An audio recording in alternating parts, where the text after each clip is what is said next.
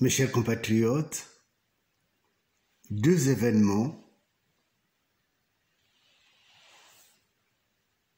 méritent l'attention. Le premier est que je viens d'apprendre que Ebata est en garde à vue et il lui est reproché le blanchiment d'argent. Mais à vrai dire, l'argent qu'il a blanchi, c'est l'argent qu'il a volé au Congo. Et c'est pour cela que, plus qu'une garde à vue, c'est plutôt une prison qu'il faudrait à cet homme, comme il en faudra pour Kiki, comme il en faudra pour la femme de Sassou, pour Sassou lui-même bien sûr, mais comme il en sera aussi question de tous ceux qui se sont enrichis au détriment des intérêts du Congo et des Congolais et des Congolaises. Vous le savez, surtout dans cette période de rentrée scolaire, la grande misère des parents, le casse-tête des mamans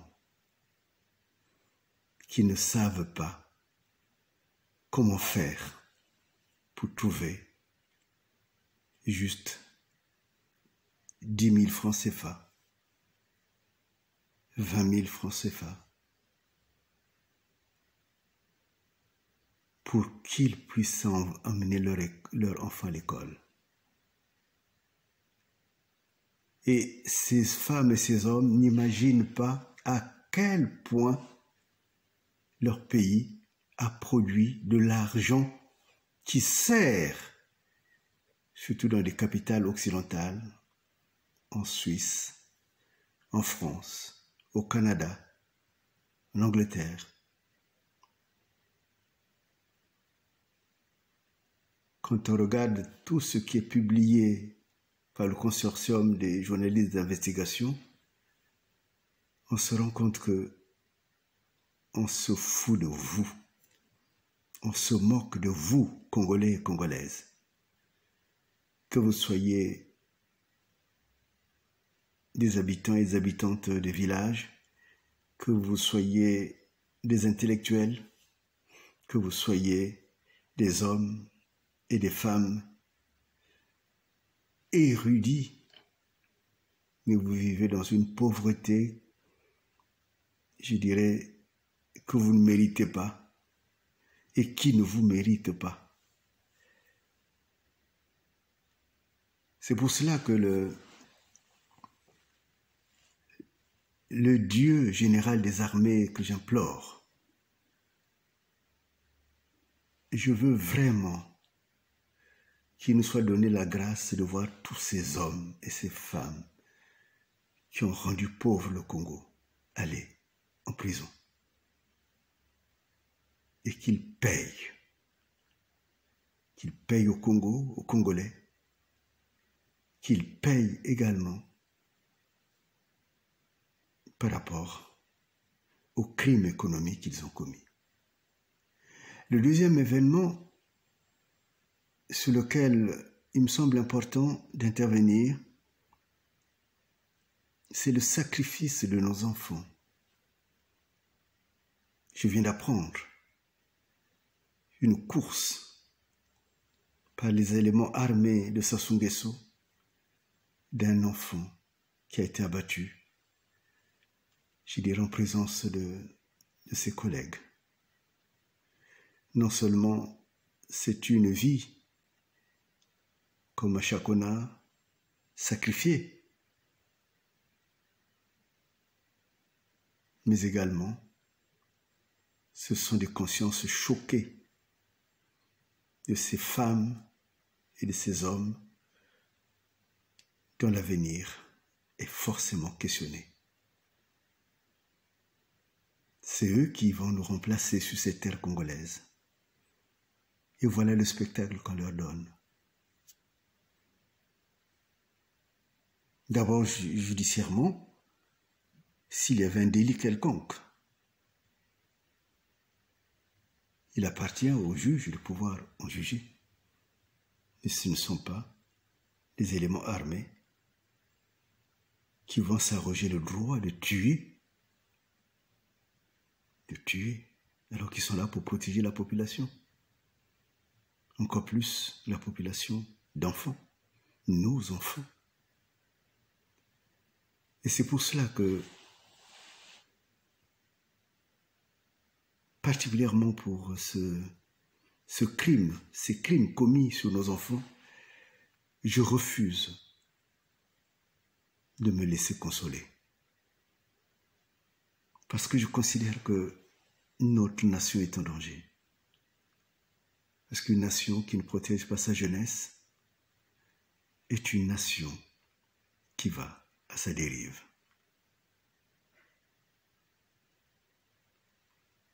Je refuse de me taire quand j'entends que Ebata est en garde à vue. Et pour cela, je demande aux Congolais de sortir enfin de leur zone de confort, de sortir de leur zone de lâcheté, de couardise, de peur, de terreur, pour se porter partie civile. Il ne suffit pas seulement de parler, il ne suffit pas seulement d'écrire dans les réseaux, il ne suffit pas seulement de critiquer les autres, ceux qui osent parler. Maintenant, c'est votre tour de parler. Je vous demande de vous constituer partie civile parce qu'il s'agit de votre argent. Arrêtez de vous taire, arrêtez de vous terrer, arrêtez d'avoir un comportement d'esclave. Devenez des vrais citoyens. On vous a volé, exigez la justice. C'est important cela. Donc, je ne me tairai pas. Tant qu'il y aura des voleurs comme Sassou, comme Ebata, comme comment s'appelle celui qui s'occupait des grands travaux, tout ce monde-là, c'est des voleurs. Ce sont des voleurs. Et je refuserai de me laisser consoler lorsque des enfants, nos enfants, mes enfants, sont mis en danger sur la terre congolaise.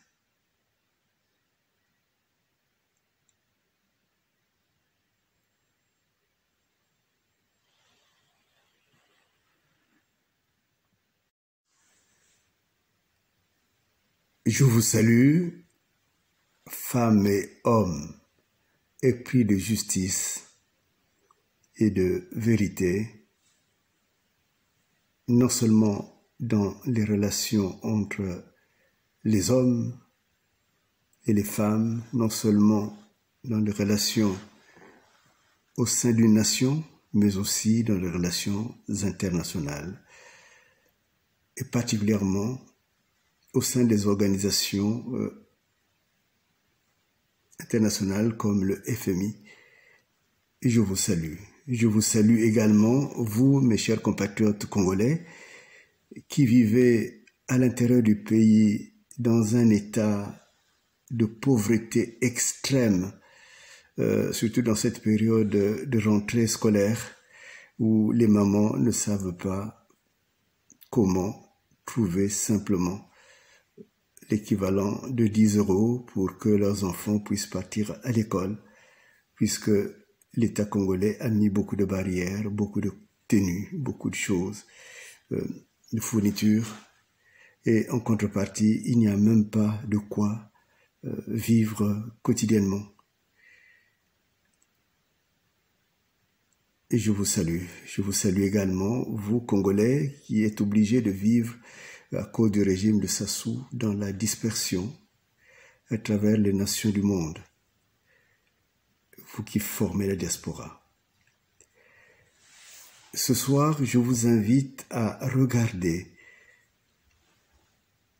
le cache investigation de Madame Élise Lucet qui va vous montrer, je dirais, ce que moi j'appelle le crépuscule de de dieu de la corruption, tant nationale qu'internationale. J'ai nommé Sassou Nguesso Denis, qui s'est autoproclamé depuis toujours le président du Congo, et Dominique Strauss-Kahn, un ancien directeur du FMI. Ces deux hommes ont des caractéristiques qui, dans leur action, dans leur mode de vie, mais particulièrement dans leur cynisme, des caractéristiques qui les identifient. En ce qui me concerne, M. Strauss-Kahn a beaucoup milité, comme M. Sassou d'ailleurs, pour que je disparaisse physiquement, mais aussi M. Strauss-Kahn dans l'affaire que beaucoup connaissent, l'affaire du Koweït, dans l'affaire Bazzano. Christian Bazzano, un expert comptable qui a été totalement détruit parce qu'il défendait un client. Parce qu'il allait pour représenter les intérêts d'un client au Koweït. Mais voilà que cet homme s'est devenu la descente en enfer jusqu'à ce qu'il a cessé d'être expert comptable.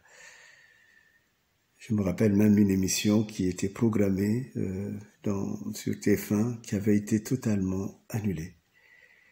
Et à l'époque, j'étais l'avocat de Bazzano et cette affaire qui mettait DSK et toute son équipe en cause l'a tellement rendu en colère que non seulement il a dû quitter Paris pour s'installer, comme il le dit, au Maroc, mais également il a tout fait à travers ses réseaux pour que j'ai des complications dans l'exercice de mon métier d'avocat. Sassou Nguesso, il sait que je suis le véritable opposant à son régime.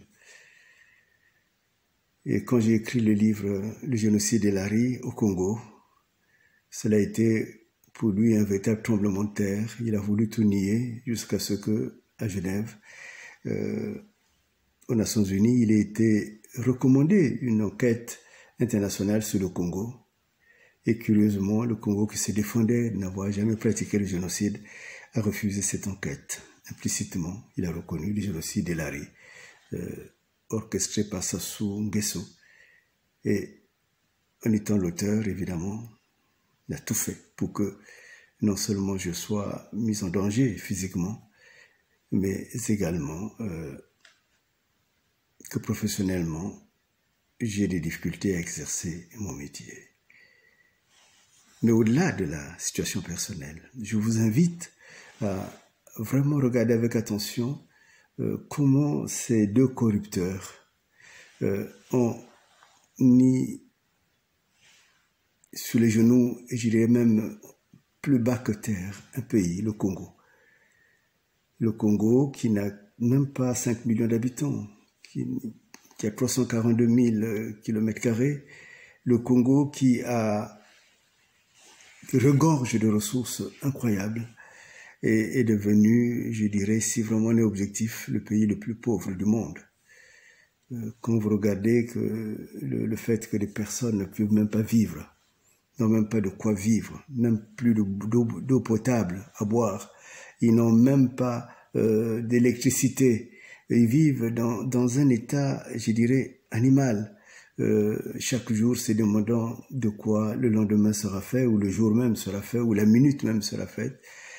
Quand on sait que dans ce pays, on tue des enfants de manière, en prétendant que c'est des criminels, mais en fait, en réalité, c'est toujours une certaine partie de la population qui est visée. Quand on sait que dans ce pays, malgré la difficulté de vivre, Dominique Strauss-Kahn est venu reconstituer sa fortune on est en voie de se poser des questions sérieuses sur la manière dont on gère les ressources des pays, et particulièrement dont on traite avec cynisme la vie des nations.